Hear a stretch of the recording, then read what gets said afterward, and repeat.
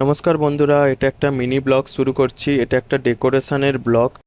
আমি যেখানে জব করি ওখানে একটা বার্থডে সেলিব্রেশন ছিল। তো সেই বার্থডে সেলিব্রেশনের ডেকোরেশনটা আমি নিজে হাতে করেছিলাম। আজকে সেইটাই তোমাদের সঙ্গে শেয়ার করছি। অতি অল্প খরচে কিভাবে একটা স্পেশাল মানুষের স্পেশাল দিনটাকে সেলিব্রেট করার জন্য সাজিয়ে তুলবেন, তার একটা আইডিয়া এই ব্লগটা থেকে আপনারা পেয়ে যাবেন। বেলুন আর কিছু কাপড় দিয়ে এই ডেকোরেশনটা করেছিলাম। তারপরে টেবিল সেট আপ ছিল। এটা একটা সিম্পল সাধারণ ডেকোরেশন। যদি এটা ভালো লেগে থাকে একটা লাইক করে দেবেন।